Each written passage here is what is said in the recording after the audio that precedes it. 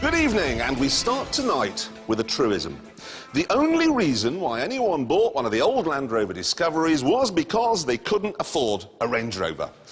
Now, though, we've got this new Land Rover Discovery, and on the face of it, things aren't quite so simple.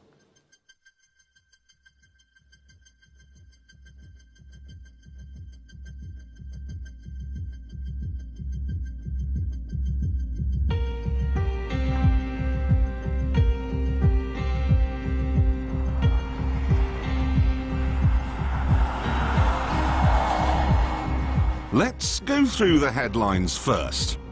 With 7 seats, it's more practical than a Range Rover. It's bigger than a Range Rover, more powerful than a Range Rover, faster than a Range Rover, and with prices starting at £27,000, it's quite a lot cheaper than a Range Rover as well. It all sounds great, but if you dive behind the headlines, the story's less rosy. First of all, it's a lot bigger than the old Disco, as you can see. But with the back seats in place, the boot is not what you'd call commodious. Then there's the problem of actually getting into those back seats, because what you've got to do is put the headrest down, tilt that, and then lift the whole seat up like so. Now, this works well and very easily in the world of TV. But in the real world, I'm not so sure. You see, in the real world, Discoveries tend to be bought by people who have children. And if you get back to your car carrying a Harry, how are we going to do that with one arm? Someone wasn't thinking. There's more evidence of that too with this control panel, which allows children in the back to adjust the volume and the radio station. Oh, I'd love that. Oh, I'd really love that. As a family car, then, this is beaten by the Volvo XC90, which, incidentally, is a lot cheaper.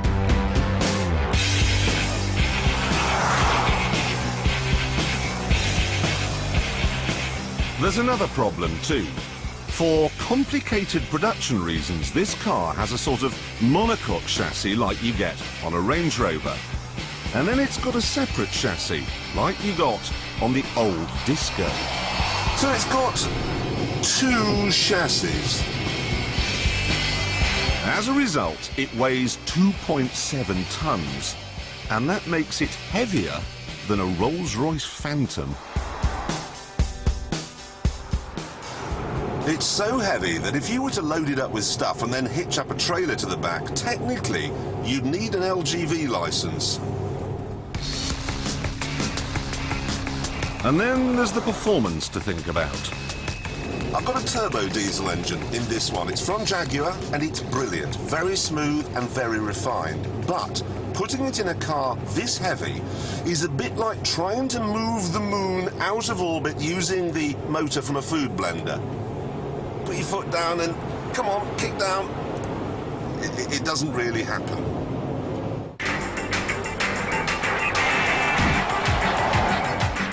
You can solve the problem if you go for the 4.4-litre petrol V8, which is also from Jaguar. But if you do that, you won't be driving past too many of these.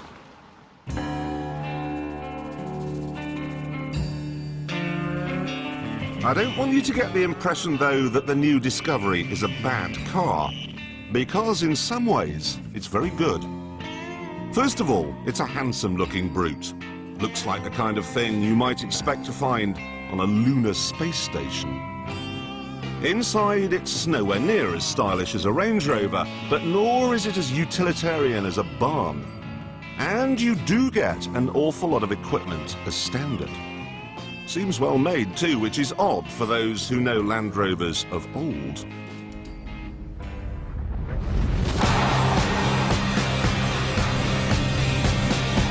On top of all this, it's really not bad to drive. I mean, it's not as luxurious, let's say, as a Range Rover, but for something this high, it doesn't roll in the corners as much as you might think, and the ride's exceptional. But then, of course, it would be, because it's got 2 chassis. It doesn't go over bumps, it just flattens them.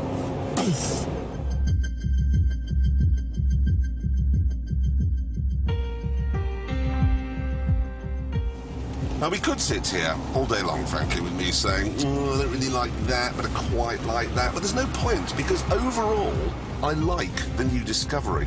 I like the way that it no longer feels or looks like the Range Rover's rather stupid rural cousin. And yet, it still feels like the real deal. It may end up being used in Shepherd's Bush, but unlike most of the other Chelsea tractors you can buy these days, it feels like it could also be used by shepherds. In the bush. In fact, Land Rover are adamant that despite the air conditioning and the thick carpets, this car does work on the rough stuff. To find out whether it really does work off-road, I've come up with one hell of a challenge. See, I'm going to try and drive this car to the top of that mountain. And no one has ever driven a car up there before. Ever.